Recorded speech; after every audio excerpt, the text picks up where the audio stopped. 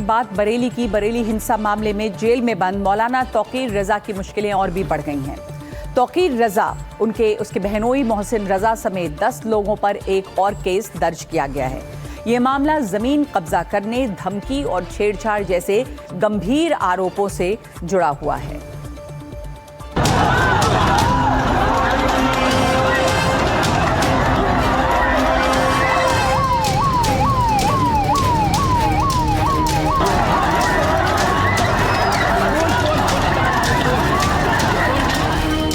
मौलाना तौकीर रजा खां बरेली हिंसा का आरोपी। तौकीर रजा खां की मुश्किलें अब और बढ़ती नजर आ रही हैं। तौकीर रजा समेत 10 लोगों पर अब एक और केस दर्ज हुआ है। ये मामला जमीन कब्जाने और छेड़खानी का है। इज्जत नगर थाना क्षेत्र के एक गांव निवासी मुस्लिम समुदाय की युवती ने मौलाना तौकीर के बहनोई मोहसिन रजा और अन्य लोगों पर शनिवार को रिपोर्ट दर्ज कराई है। युवती ने बताया कि उसके पिता बीमार रहते हैं। इसका फायदा उठाकर मौलाना तौकीर रजा और उनका बहनोई मोहसिन रजा साजिश कर उसके पिता को जमीन हथियाने के लिए धमकाते हैं। उन्हें जान से मारने की धमकी दे चुके हैं। आरोप है कि 5 दिसंबर को मोहसिन रजा, रजा खान, इकराम बेग और विक्की ने घर में घुसकर युवती के पिता को जान से मारने की धमकी दी। युवती ने आरोप लगाया कि इन लोगों ने उसकी मां से छेड़खानी भी की। उनके उत्पीड़न से तंग आकर 11 दिसंबर को उसके पिता ने जहर खाकर जान देने की कोशिश की। आरोप है कि ये सभी लोग 7 साल से उनके परिवार का उत्पीड़न कर रहे हैं, लेकिन मौलाना तौकीर रजा के रिश्तेदार और संरक्षण होने की वजह से उन पर कार्रवाई नहीं हो पाई।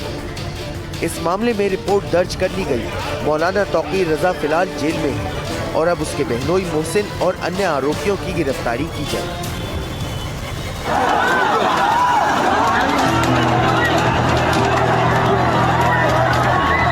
वहीं दूसरी तरफ बरेली बवाल के मामले में दर्ज कराए गए तीसरे मुकदमे में भी पुलिस ने कोर्ट में चार्जशीट दाखिल कर दी।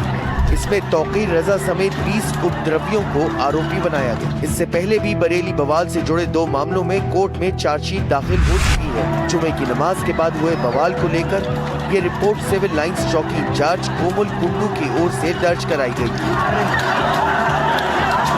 26 सितंबर को तौकीर और नदीम के बुलावे पर भीड़ आई थी।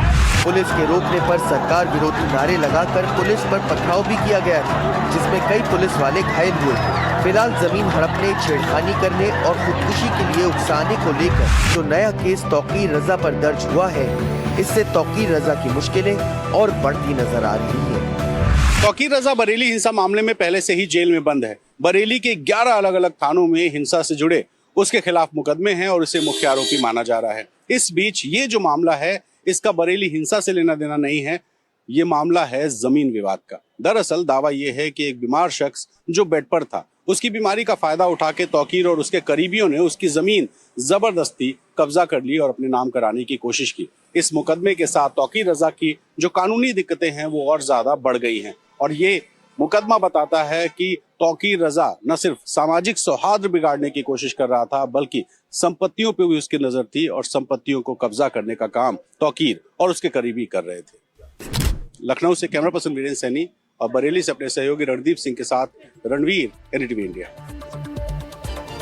और उत्तराखंड के शहर खटीमा में एक सरेआम चाकूबाजी की घटना सामने आई, जिसके बाद वहां पर हंगामा है। एक शख्स को कुछ लोगों ने चाकू से मार दिया, जिसके बाद गुस्साए लोगों ने आरोपी की दुकान तोड़ दी और कई दुकानों में आग लगा दी। पुलिस को भीड़ काबू करने के लिए लाठीचार्ज करना पड़ा। कल देर रात पुलिस ने आखिरकार आरोपी को मुठभेड़ में पकड़ लिया है।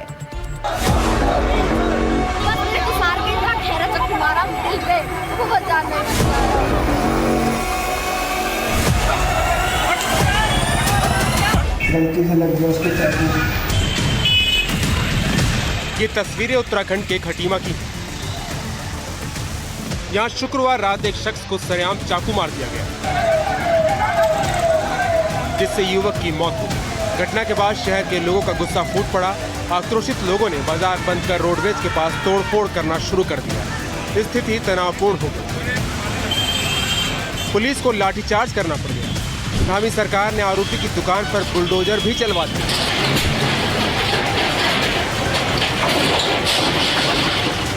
आखिरकार कल देर रात आरोपी को मुठभेड़ के बाद पकड़ लिया गया।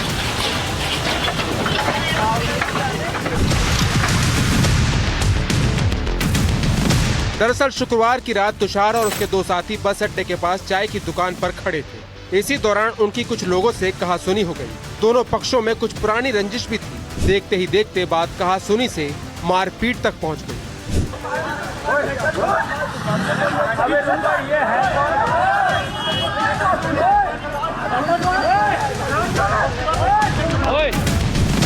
विवाद बढ़ने के बाद हमलावरों ने तीनों पर ताबड़तोड़ चाकू से प्रहार कर दिया।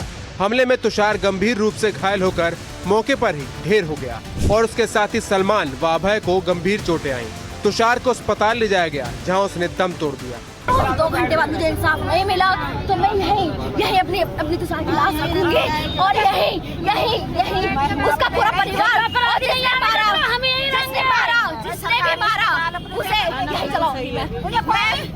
तुषार का इलाज नहीं हुआ। तुषार के यहाँ पर उसकी क्या बोलते हैं जो होती आते निकली हुई उसकी कोई पट्टी शट्टी कुछ भी नहीं कर रखी है। आज वहीं इस घटना का वीडियो सोशल मीडिया पर तेजी से वायरल हो रहा है, जिसमें कुछ युवकों के द्वारा मृतक तुषार एवं उसके साथियों पर धारदार हथियारों से हमला करते हुए की घटना को साफ साफ देखा जा सकता है।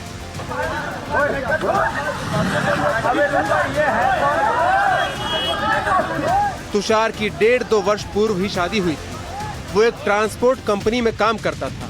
उसके पिता मनोज शर्मा कैंची चाकू पर धार लगाने का काम करते हैं।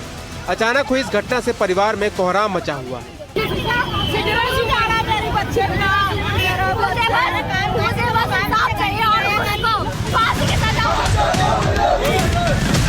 शनिवार सुबह शहर के लोगों का गुस्सा फूट पड़ा। घटना से आक्रोशित लोगों ने खटीमा रोडवेज के पास कच्ची दुकानों में तोड़फोड़ की, बाजार को बंद करा दिया, पत्थरबाजी की, हाथों में लाठी डंडों के साथ जुलूस भी निकाला। माहौल तनावपूर्ण हो गया। कुछ हिंदू संगठनों के लोग भी इस जुलूस में शामिल हुए। एक हिंदू बालक की तुषार की निर्मम हत्या इन लोगों द्वारा एकत्रित करके सुनियोजित तरीके से की गई है। यदि उस हत्या के पीछे इनके जो षड्यंत्र हैं, जो मंसूबे हैं, उनको पुलिस उजागर नहीं करती है और उनको जल्द से जल्द पकड़कर कठोर से कठोर सजा नहीं देती और उनके मकानों को डिमोलाइज नहीं करवाती है, उनकी भूमि की जांच नहीं करवाती है, तो हम बजरंग दल पूरे प्रदेश के अंदर उग्र आंदोलन को बांधते हैं। पुलिस बल मौके पर पहुंचा, लोगों को समझाने की कोशिश की, लेकिन माहौल को बिगड़ता देख पुलिस ने जुलूस पर लाठीचार्ज कर दिया।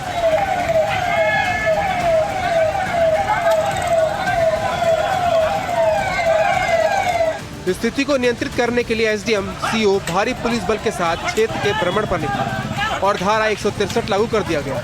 गुस्साए लोगों की मांग थी कि आरोपी को पकड़कर जल्द से जल्द कार्रवाई हो। खटीमा हत्याकांड के बाद धामी सरकार फुल एक्शन मोड में आ गई। आरोपी की दुकान के साथ साथ अतिक्रमण की जद में आ रही बाकी सभी दुकानों पर बुलडोजर एक्शन हुआ।